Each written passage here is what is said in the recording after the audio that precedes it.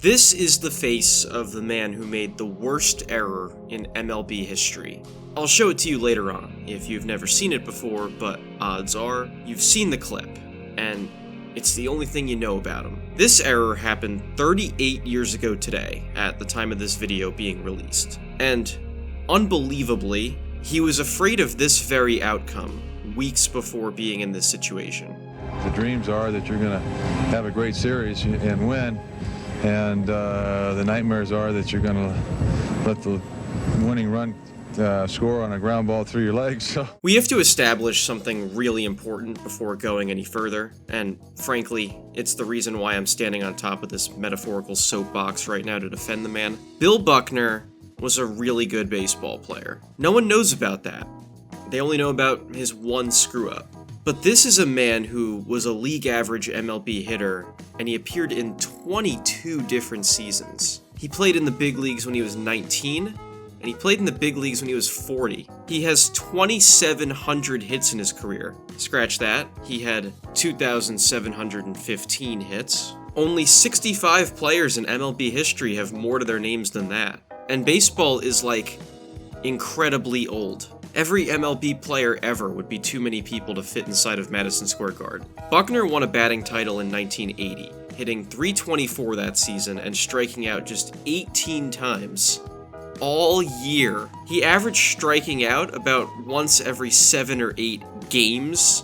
This dude could hit. In fact, 7 times he finished top 2 in his league in striking out the least. He finished top 10 in MVP voting with the Chicago Cubs in both 1981 and 82. He twice led the National League in doubles as a Cub. He also managed to set defensive records in Chicago too, breaking the record for most assists by an NL first baseman in a single season in 1983, which was held by Bill Buckner in 1982. This man was a machine at racking up outs at first base, but he eventually lost playing time to another first baseman in Chicago named Leon Durham. The Cubs basically picked Durham over Buckner for their future and traded Bill away to the Boston Red Sox. That same year, Durham would have a ground ball go through his legs in a playoff game and cost the Cubs a chance at a championship. Surely, that's never happened to any other first baseman in history. Buckner drove in 100 runs in both 1985 and 86 as the Red Sox first baseman, at 35 and 36 years old. He had longevity offensively, and was still playing first base almost every day for them too.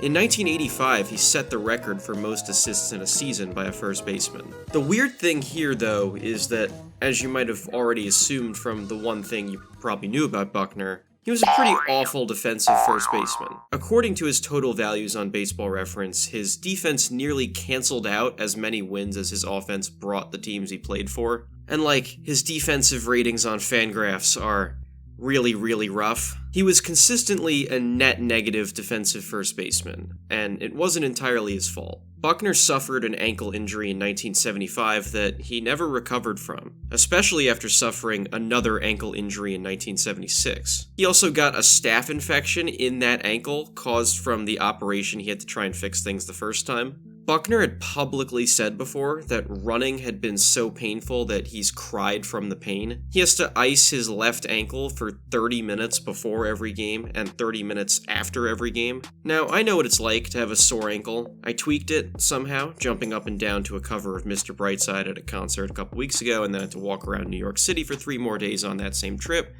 It's not fun. Buckner's level of commitment and dedication to still be out there for his team, doing his very best to contribute, has won over his teammates in Boston. Before the injuries, Buckner was known to be a pretty good runner, with multiple seasons in the top 10 in his league in stolen bases. By 1986, his feet are completely worn down though. After the season, he's going to have surgery again, this time to fix 2 chips in his ankle and multiple bone spurs in his left foot. His feet are in worse condition than Frodo and Sam's had to be after walking barefoot all the way to Mordor. It's also been reported that he's had 9 cortisone shots over the course of the 86 season, just to be able to still play and be a part of this team. But he's playing on, because the Red Sox have a chance to win their first World Series in 68 years. He's even aggravated the injury more, trying to steal a base late in the 1986 86 season. From September 29th of 86 through the worst moment of his career, he had 11 hits in 75 times stepping into the box. He is very clearly not right. He's just trying to tough it out for a chance to be a champion.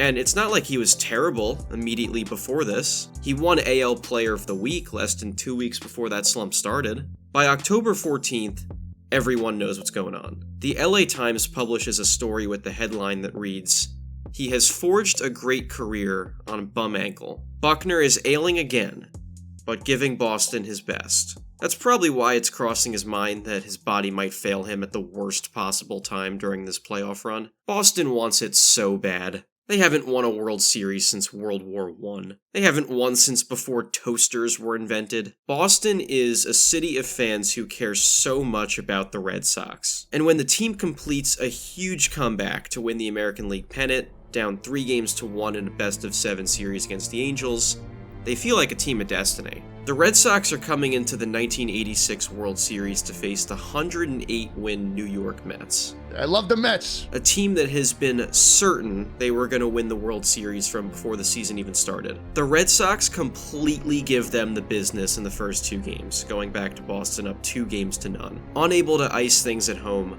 they still head back to New York needing just 1 win in the final 2 games to become champions. Buckner is hitting 3rd in the lineup in this potential clincher game, showing you the level of confidence this team still has in him, even when it's literally, painfully obvious what he's going through.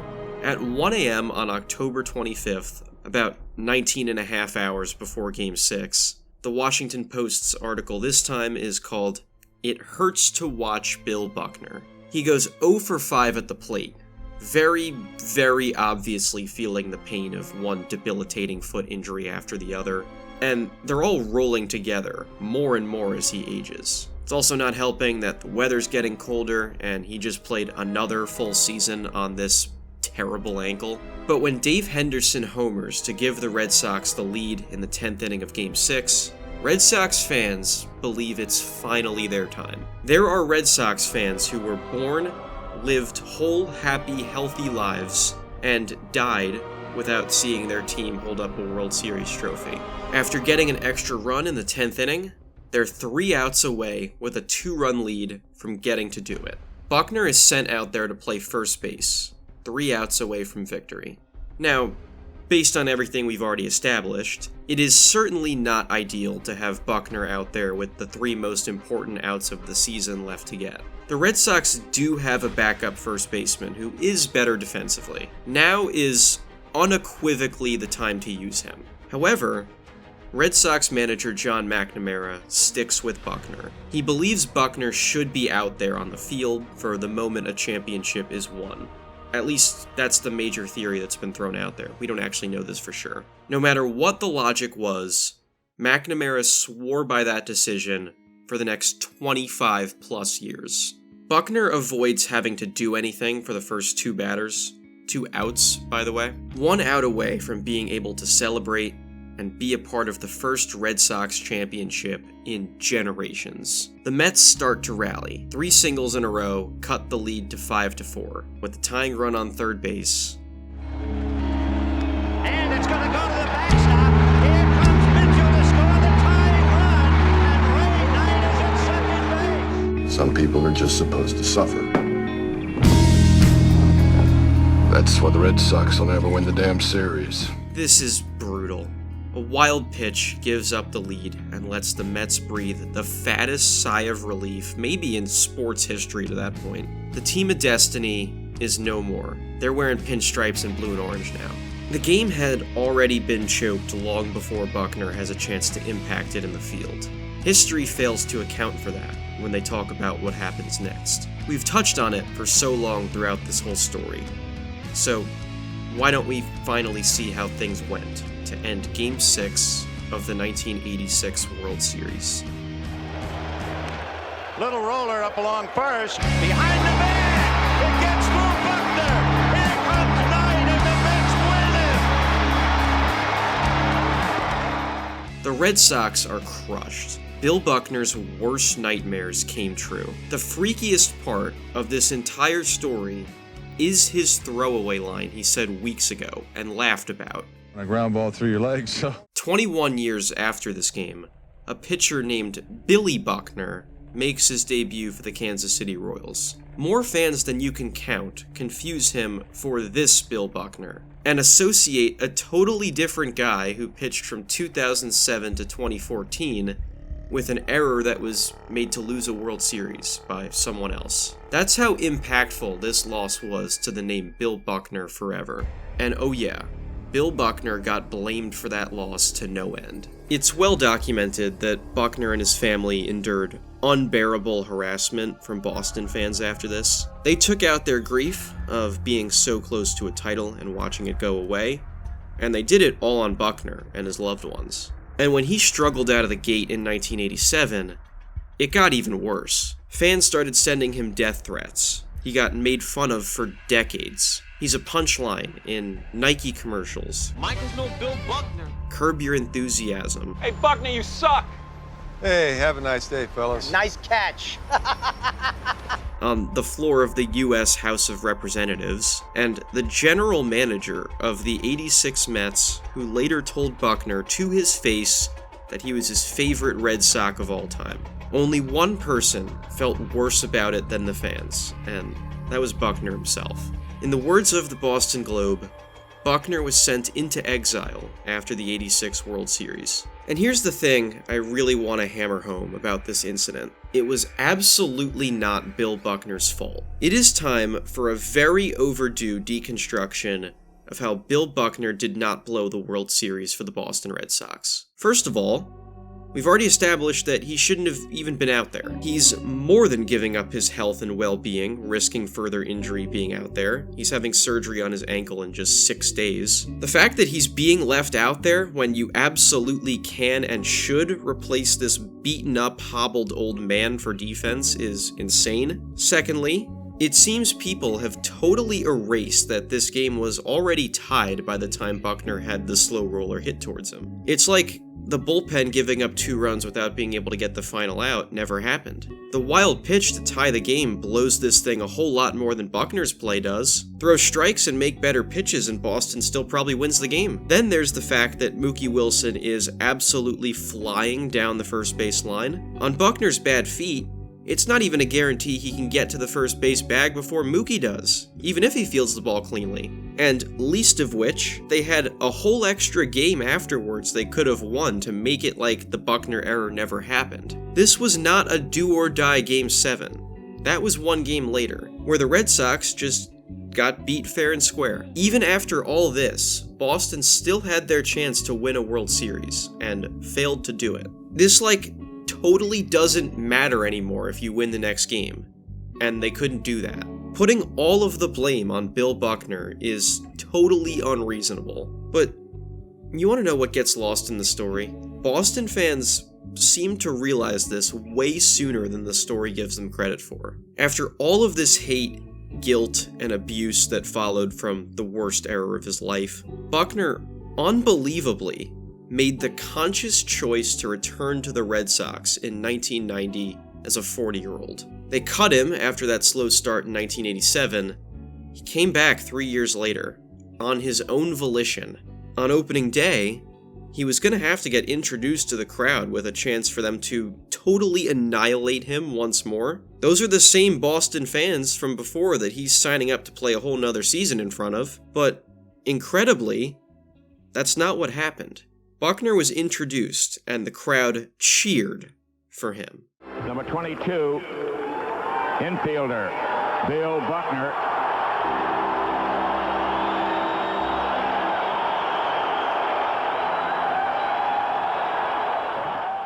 Buckner is shocked to see this. He tips his cap, pumps his fist, and salutes the crowd.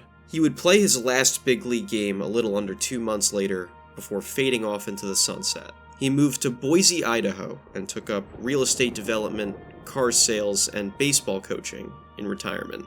All with a smile, and understanding his mistake was just that, a mistake. It was over, it was in the past, he moved on, and he embraced it. There could be someone in my shoes who would think that life sucks, Buckner said. I chose to look at it that life is great. You don't make those choices. Everyone in life has things that don't go according to plan. You remember that Nike commercial that made fun of Buckner that I mentioned before? Buckner himself was in that, But he's trying. making light of the situation. You remember that Curb Your Enthusiasm episode I touched on too? Buckner leaned into the bit again there. How did you go about getting Bill Buckner? I called him.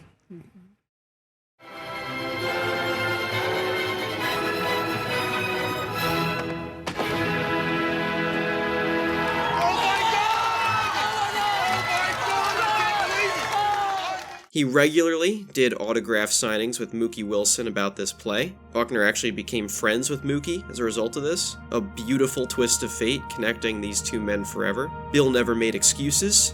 He didn't hide from society forever. He made the best of it and treated it as a drop in the bucket for his life. If Bill Buckner can make the best of the worst moment maybe any baseball player has ever experienced, the world should take a lesson from that. He didn't put a bag over his head after his career ended, like Bucky McBadbat. He understood that one mistake didn't completely ruin 22 years of excellence in Major League Baseball. And that was 100% the right perspective to have. Bill Buckner was still a 22-year vet with 2,700 hits to his name, and plenty of achievements to smile about. He passed away in 2019 at the age of 69. And it seemed he was completely at peace with his career and his place in history before he left us.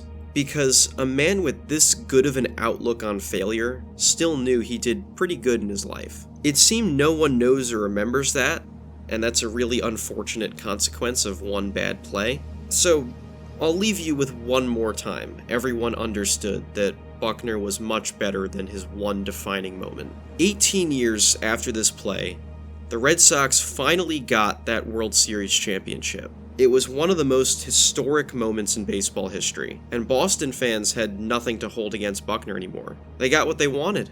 They eventually got to the top of the mountain. But then something happened that really put the icing on the cake. They did it again 3 years later. 22 years after being as close as you possibly could get to a title without actually getting one, the Red Sox were going to honor their second championship in 4 seasons.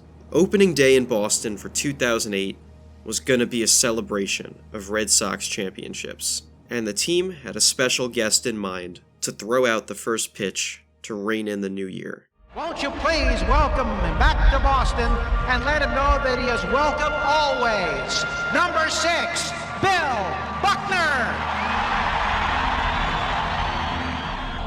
Red Sox fans would give him a standing ovation for 2 entire minutes.